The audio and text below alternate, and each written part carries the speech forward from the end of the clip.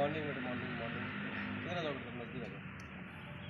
आज हम prismatic compass सर्वे कैसे होता है, इसमें क्या क्या ध्यान देने योग्य बातें होती हैं और क्या क्या इसके उपकरण हैं, और जब हम सर्वे करने जाते हैं तो कौन कौन से स्टेप हम फॉलो करेंगे, हम एक एक की चर्चा करेंगे। सबसे इसमें महत्वपूर्ण, जैसा इसका नाम है प्रिज्मेटिक कंपास सर्वे या प्रिज्मेटिक सर्वे, तो इसमें एक कंपास होता है। कंपास कई प्रकार के होते हैं, जैसे आपने पहले छोटी कक्षाओं में या जब हम जरीब और फीता सर्वे करते हैं तब ट्रफ कंपास का नाम सुना होगा या देखा होगा उसको। इसमें वो नहीं होता है, इसमें होता है प्रिज्मेटिक कंपास। प्रिज्म लगे होते हैं प्रिज्म, और इस कंपास की खासियत और होती है। ट्रफ कंपास में ये होता है कि उसमें केवल नॉर्थ दिखाता है और केवल 5 से 10 डिग्री वाला मामला होता है उसमें, यानी कि मैक्सिमम जो उसमें जाएगा, यदि उसकी नॉर्थ की जो नॉर्थ जाएगी वो 5 से 10 डिग्री, जबकि इसमें पूरा 360 डिग्री नॉर्थ ही अपने आप याद करेगा, और हम पूरा 360 डिग्री जो होती है उसको हम यहाँ पर मापन करेंगे या उसको हम पढ़ सकते हैं या उसको हम रीड कर सकते हैं। तो ये एक होता है इसमें प्रिज्मेटिक कंपास। इसमें एक प्रिज्म लगे होते हैं। प्रिज्म का क्या यूज़ है, और इसके प्रिज्म के नीचे एक लेंस को कवर करने के लिए एक इसमें लॉक लगा होता है। जब हम काम करते हैं तब उस लॉक को हटाते हैं, बाकी अमूमन उस लॉक को वापस हम लगा देते हैं ताकि लेंस जो है उसका ख़राब नहीं हो। प्रिज्म में क्यों लगा होता है, एक ये है, इसमें ये वाले लेंस और लगे होते हैं जो सामान्यतः कांच होते हैं। जब हम ज़्यादा कहीं धूप वगैरह में काम करते हैं तब इनका यूज़ होता है, बाकी सामान्यतः इनका यूज़ नहीं करते हैं। ये एक इधर अपनी ऑब्जेक्ट वाली फलक होती है, और ये वाला जो इसमें से एक झिर्री लगी होती है प्रिज्म में। और प्रिज्म में जैसा हम जानते हैं तिकोना होता है, और इसमें से एक साथ प्रिज्म इसलिए होता है कि इस नीचे जो अपना प्रिज्मेटिक कंपास होता है उसमें उल्टे करके और सारे डिग्रियों के अंकन उसमें होते हैं, और उनको हम पढ़ने के लिए प्रिज्म का, जब हम प्रिज्म में देखेंगे तो वापस वो में क्या करेंगे, सीधे दिखेंगे, इसीलिए उनको उल्टा लिखा जाता है। और उसी समय हमें हमारा ऑब्जेक्ट भी देखना होता है, जहाँ झिर्री लगी होती है उसकी सहायता से, और आगे जो अपना ये ऑब्जेक्ट वाला फलक होता है जिसमें एक सामान्य एक धागा लगा होता है उसको, और अपना ऑब्जेक्ट जो होता है, तीनों को एक साथ में देखते हैं, और उस समय जो इसके ऊपर अंकन आता है वो हम नोट कर लेते हैं। तो ये इसका एक तरह से प्रिज्मेटिक है। एक इसमें इसको स्थिर करने के लिए यहाँ पर एक त्रिपाद स्टैंड होता है जिसमें 3 टांगें लगी होती है। ये सामान्यतः आजकल लकड़ी के भी होते हैं, एल्युमिनियम के भी होते हैं। कोई भी चीज़ लोहे की नहीं होगी, क्योंकि वरना लोहे की होगी तो ये कंपास जो है वो ठीक ढंग से काम नहीं करेगा। जब हम सर्वे करते हैं उस समय भी हम ध्यान रखते हैं कि आसपास में बिल्कुल नियर बाई कोई भी लोहे की चीज़ नहीं होनी चाहिए। इस चीज़ का भी हम ध्यान रखते हैं, वरना ये कंपास जो है वो ठीक ढंग से काम नहीं करेगा, क्योंकि ये लोहे को देख के और चुंबक जो है वो उसको सही ढंग से अपना नॉर्थ जो है वो डिटेक्ट नहीं कर पाएगी, और हमारा सर्वे जो है वो सही नहीं हो पाएगा। एक और मैं इसकी चीज़ बताऊं कि इसकी बहुत बड़ी जो खासियत है वो खासियत है कि इसमें हमेशा ही हम जब सर्वे करते हैं तो दिशा इसमें बहुत शुद्ध होती है। दिशा जो होती है वो क्या होती है, शुद्ध होती है। और दूसरे जो हमारे सर्वे हैं, जैसे मान लो प्लान टेबल वाला है, तो प्लान टेबल की एक खास गुण है कि जहाँ हम काम करते हैं सारा वहीं पर उसके रिजल्ट तो आ जाते हैं, उसको प्लॉट करना वहीं आ जाता है, लेकिन उसमें दिशा संबंधी अशुद्धि होती है, और इसमें दिशा संबंधी शुद्धता होती है हमेशा। ये इसकी बहुत बड़ी क्वालिटी है। ये ज़रूर है कि हम यहाँ पर सर्वे करते हैं उस समय में एक फील्ड बुक तैयार करते हैं और डाटा लेते हैं, और फिर लैब में जाके और हम उसको प्लॉट करते हैं, या सर्वे का पूरा काम वहाँ पर होता है। त्रिपाद स्टैंड एक पिवोट से इसको जुड़ा होता है और ये पैक होता है। इसके बाद में इसमें एक उपकरण और होता है जो स्पिरिट लेवल होता है, जिससे इसका लेवल किया जाता है, क्योंकि लेवल नहीं होगा तो कंपास जो ठीक ढंग से काम नहीं करेगा और वहाँ पर हमारे रिजल्ट जो है वो प्रभावित होंगे। अतः हम जब भी इसको कहीं भी हमारा एक बिंदु निर्धारित करते हैं, वहाँ पर इसका पहले हम बिंदु निर्धारित करेंगे, फिर जैसे उसकी सेंटरिंग कर लेंगे, उस समय उसमें हम इसका लेवल करेंगे, लेवल के बाद में हम सेंटरिंग करेंगे। तो लेवल के लिए स्पिरिट लेवल होता है, इसमें स्पिरिट भरी होती है।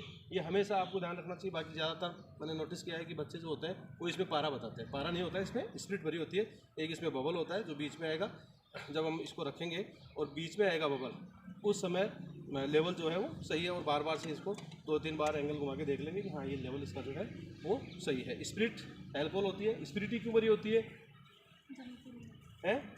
जमती नहीं है। और अच्छा, पानी भरा हो तो जम जाएगा क्या, सूख जाता है, ठीक है, सूखेगा क्यों, पैक है ये तो बिल्कुल। वाष्पीकरण की तो मतलब ही नहीं है, क्योंकि सबसे बड़ा गुण है श्यानता नहीं होती इसका। जैसे इसमें शहद भर देंगे तो इसके चिपक जाएगा, और यदि हम ऐसा काम करेंगे तो बहुत टाइम लग जाएगा।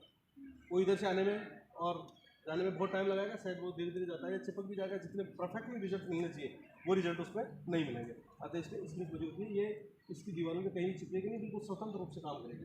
तो ये वाला क्वेश्चन मान लो आपको एक्सटर्नल पहुँचे कि इसमें स्ट्रीट क्यों भरी होती है, तो इसका उत्तर आएगा कि इसमें सहायता नहीं होती, वो पकड़ती नहीं उसको दीवारों को, और सरफेस टेंशन जो है या जिसको पृष्ठ तनाव बोलते हैं, जैसे आपने पहले नोटिस किया होगा कि शहद जो है उसकी हम बूंद डालेंगे तो वो बिल्कुल गोल रहेगी, पानी की डालेंगे तो फैल जाएगी, और यदि हम डीजल की डालेंगे या पेट्रोल डाल देंगे तो वो क्या गोल रहेगी, बिल्कुल फैल जाएगी पूरी।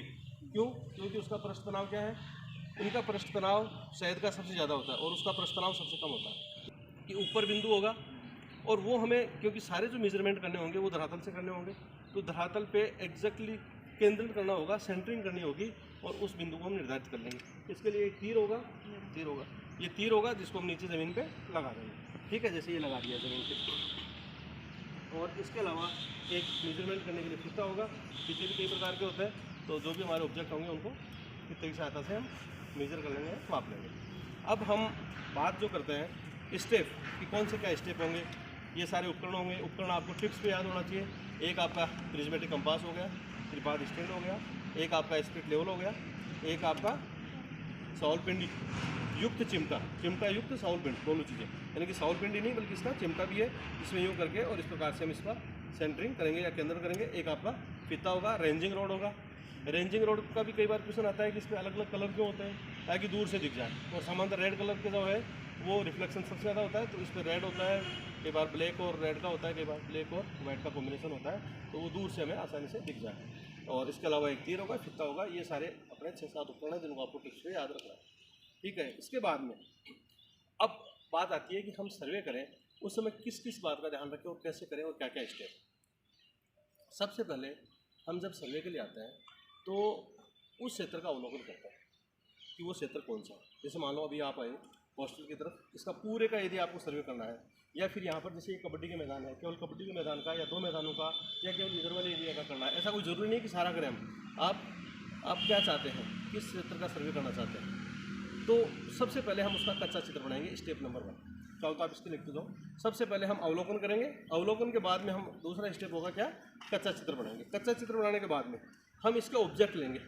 इसके साथ ही साथ एक चीज़ और ध्यान देंगे, इसमें मोटे मोटे रूप से जैसे कई विधियां हैं, लेकिन अभी हम बात करेंगे केवल जैसे विकिरण विधि की और प्रतिच्छेदन विधि। विकिरण विधि में तो ये होगा कि हमारा यदि एरिया छोटा होगा और हमारे ऑब्जेक्ट नज़दीक हैं, आराम से दिख रहे हैं सारे, और उनको मेजर किया जा सकता है, तो उस समय हम क्या करेंगे, विकिरण विधि से सर्वे कर लेंगे। और यदि हमारा क्षेत्र बड़ा है थोड़ा और उसमें कोई बीच में अवरोध भी है कि हम मेजर नहीं कर सकते, उस समय हम प्रतिच्छेदन विधि का यूज करेंगे। और प्रतिच्छेदन विधि में 2 बिंदु तो होंगे, इसके बाद में 3, 4, 5 आगे और बढ़ सकते हैं, तो आगे बढ़ते जाएंगे और इस प्रकार से हम सर्वे करते जाएंगे। तो आज हम जैसे अभी प्रतिच्छेदन विधि को देखेंगे। विकिरण विधि तो ईजी है। विकिरण विधि में यह होता है कि विकिरण विधि आप प्रतिच्छेदन में ही एक जो बिंदु होगा वहाँ के सारे ऑब्जेक्ट होंगे उस समय, तो उस समय विकिरण विधि समझ में आ जाएगी। लेकिन उसके साथ ही साथ प्रतिच्छेदन विधि में ये होता है कि हम एक बेसलाइन तैयार करते हैं और उसी समय आपको एक आरएफ दे दी जाएगी कि आरएफ क्या होगी, और वहाँ पर उस दूरी का जो मेजरमेंट होगा उस समय वो आरएफ वहाँ पर हमें काम में लेनी होगी। तो यहाँ पर सबसे पहले स्टेप 1 कि हम अवलोकन करेंगे, स्टेप 2 कि हमारे जो ऑब्जेक्ट हैं उनको देखेंगे। अब यदि हम प्रतिच्छेदन विधि से करना चाहते हैं तो जैसे एक बिंदु हमारा ए बिंदु ये हो गया, बी बिंदु हो गया, हम ए बिंदु से सारे जो भी ऑब्जेक्ट हैं उन सबको देखेंगे। मान लो आपको ये इधर से कोना लेना है, उधर से कोई दूसरा कोना लेना है, इधर मान लो आपको ये दीवार का वो लेना है, वो गेट लेकर निकालना है, या क्या क्या निकालना है, या मान लो ये पेड़ दोनों दिखाने हैं आपको, तो उन सारे ऑब्जेक्ट हो जाएंगे, वो कच्चा चित्र में बनाएंगे अपन, ठीक है। कच्चे चित्र में उनको नोटिस कर लेंगे। और उसके साथ ही साथ हम ये भी देखेंगे कि बी बिंदु से वो सारे दिख रहे हैं कि नहीं दिख रहे हैं, क्योंकि बी बिंदु से यदि वो नहीं दिखेंगे तो फिर वो पॉइंट लेने का कोई मतलब नहीं रहेगा। इस चीज़ का हमें यहाँ पर प्रतिच्छेदन विधि में खास बात ध्यान रखनी है। विकिरण विधि में ऐसा नहीं होगा, क्योंकि विकिरण विधि में हम एक ही बिंदु है, यहीं से ले रहे हैं, यहाँ से हम सब दिख रहे हैं, तो उसमें ऐसा नहीं है कि दूसरे बिंदु से उनको जाके देख लें एक बार कि वो बिंदु कहीं, यह तो नहीं है कि बीच में कोई दूसरा अवरोध आ गया है, किन्हीं कारण से वो बिंदु हमने जो ले लिया मान लो वो कहीं वहाँ से दिख रहा है या नहीं दिख रहा है। तो प्रतिच्छेदन विधि में इस चीज़ का हमें खास ध्यान रखना होगा। तीसरा स्टेप होगा कि हम हमारा बिंदुओं का निर्धारण कर लेंगे। ए और बी का निर्धारण हो गया। ए बिंदु पे लाके और हम हमारा त्रिपाद स्टैंड लगाएंगे, प्रिज्मेटिक कंपास पर भी लगाएंगे। इसकी ऊंचाई कोई डिपेंड नहीं करती, कितनी भी रख सकते हैं हम हमारी सहूलियत के आधार पे, कि हम आसानी से वहाँ पर काम कर सकें। मान लो मेरी हाइट ज़्यादा है तो मैं यहाँ इतनी कर सकता हूँ, आप लोग जैसे मान लो है, तो ऐसा नहीं है कि हम उचक के उसको देखने की कोशिश करें। आराम से इसको कम और ज़्यादा से कोई फर्क नहीं पड़ता, बस इतना सा थोड़ा ध्यान रखना होता है उस समय कि ये हिलने नीचे त्रिपाद, उस समय थोड़ा सा सावधानी से आना जाना होगा, लेकिन इसकी ऊंचाई हम कितनी भी रख सकते हैं, ठीक है। और ये है कि आसानी से वहाँ पर इनको देख सकें, आसानी से वहाँ पर काम कर सकें, ये वाला हमें काम करना है। इसके बाद में इसका हम लेवल कर लेंगे, ठीक है। अगला बिंदु लिखते जाओ आप एक एक, यानी कि बिंदु 1 अवलोकन, बिंदु 2 हमारा कच्चा चित्र। कच्चे चित्र में हम लक्ष्य निर्धारित कर लेंगे, कौन कौन से लक्ष्य हैं। फिर इसके बाद में हमने बिंदु निर्धारित कर लिया हमारा ए और बी। ए बिंदु हमने निर्धारित किया, वहाँ पर हम सबसे पहले क्या करेंगे, अपना त्रिपाद स्टैंड लगाएंगे, और उस समय उसका सबसे पहला स्टेप होगा कि उसका लेवल करेंगे। कई बार हम क्या करते हैं कि यहीं पर हम सोचते हैं कि ये कर लें वो कर लें, और पहले मान लो आपने केंद्रण कर लिया और केंद्रण करके फिर बाद में आपने लेवल करने का प्रयास किया, लेवल से ही नहीं आ रहा, तो उस समय हम इसकी ये इस प्रकार से इसकी एक टांग, और फिर वहाँ पर वो सेंटरिंग गड़बड़ा जाएगी, और सेंटरिंग यदि गड़बड़ा गई तो फिर हमारे जो रिजल्ट आएंगे वो ठीक नहीं आएंगे क्योंकि यहाँ से कुछ अलग रिजल्ट आएंगे, यहाँ से हम देख रहे हैं तो वो अलग रिजल्ट आएंगे, तो यहाँ पर इस चीज़ का ध्यान रखना होगा। तो फिर हम लेवल करेंगे, लेवल हो गया अपना, उस समय सावधानी से ध्यान रखेंगे। फिर हम कर लेंगे क्या, सेंटरिंग। सेंटरिंग हो गई, उसके बाद में इनको रखते जाएंगे एक तरफ, जैसे इस प्रकार से सेंटरिंग कर लेंगे। सेंटरिंग का मैंने बताया था आपको पहले भी कि यहाँ पर ये कोशिश करेंगे, यहाँ पर इसका जीरो, इस नोब पे जो बिल्कुल पिवोट जो जीरो है ये दिख रही है यहाँ पे लगाएंगे, और इसको स्थिर कर लेंगे, और इस प्रकार से अब इसको भी एक तरफ रख देंगे, कितने को लेंगे। अब हमारे जो भी ऑब्जेक्ट है उनको हम एक एक करके देख लेंगे, ठीक है। उस समय हम ध्यान रखेंगे, जैसे मान लो नहीं दिख रहा है तो उस समय कई बार एक्सटर्नल आता है तो वो जानबूझ के इसको लगा देता है नीचे को, और बच्चे बार बार देखते रहते हैं सर दिख नहीं रहा है, तो उस समय हम एक बार ध्यान दे लें कि इसको कहीं नीचे लॉक तो नहीं लगा रखा है, जो कि मैंने अभी बताया था जैसे आपको कि वो लेंस को सुरक्षित रखता है ताकि गंदा नहीं हो, ठीक ढंग से उसको मेजर कर सकें। उसको उठा लेंगे और हम हमारे एक एक ऑब्जेक्ट देखेंगे। उस समय यहाँ से ये जर्री होगी जिसको दर्शक फलक बोलेंगे, और यहाँ पर ये ऑब्जेक्ट वाला है लक्ष्य फलक बोलेंगे। इसको देखते हुए तीनों जो है वो बिल्कुल सामने, जो हमारा ऑब्जेक्ट है वो सामने दिखना चाहिए। उस समय हम क्या करेंगे कि यहाँ पर यह होगा कि जैसे प्रतिच्छेदन में तो इसमें वीकेंड व्यू वाले में कि हमें बैक बेयरिंग और फॉर बेयरिंग की जरूरत नहीं होगी, लेकिन हम आगे आगे चलते जाएंगे। जैसे मान लो खुली माला रेखा और बंद माला रेखा जब चलते हैं, उस समय हमें इसमें खास बात यह है कि बैक बेयरिंग और फॉर बेयरिंग देखनी होती है, और उन दोनों में खास बात ये होती है कि उन दोनों का अंतर जो आएगा वो कितना आएगा, 180, क्योंकि सीधी जो लाइन होगी वो हमेशा 180 होगी। तो उन दोनों का अंतर जो आएगा ये जरूर एक थोड़ी सी, जब हम दूसरी विधि से हम करेंगे उस समय इस चीज़ को देखेंगे, लेकिन वीकेंड विधि में इस चीज़ की जरूरत नहीं होगी। प्रतिच्छेदन वाली विधि में हमें देखना होगा कि वो जो अभी हम ए और बी बिंदु लेंगे उस समय उनकी जो लाइन होगी, यानी कि फॉर बेयरिंग और बैक बेयरिंग जो हम करेंगे, तो उसमें भी जो अंतर आना चाहिए वो 180 का ही आना चाहिए। यदि हमारा 180 का नहीं आ रहा, इट मीन्स हमारी या तो हमने सही सेंटरिंग नहीं की, और या फिर हमने मेजर में इसको जो अंक पढ़ने में जो है वो कहीं ना कहीं गलती कर दी। 180 का अंतर होना चाहिए, और उस चीज़ को हमें देखनी होगी। अब हम एक एक ऑब्जेक्ट को देखते जाएंगे और उसको हम लिखते जाएंगे। इस समय ये होगा कि जैसे प्रतिच्छेदन विधि में सबसे पहले ए बिंदु के हम लिख लेंगे सारे के सारे पॉइंट्स सारे, और फिर हम इस स्टेशन को लेके जाएंगे बी बिंदु पे। बी बिंदु पे ले जाके और वापस इसका बोलते हैं ओरिएंटेशन, यानी कि पूर्वाभिमुखीकरण। वहाँ से जाके हम वापस ए बिंदु पे रेंजिंग रोड लगाएंगे, जहाँ पर ये पीछे नीचे तीर लगा हुआ है वहाँ पर लगाएंगे, और उसको वापस देखेंगे।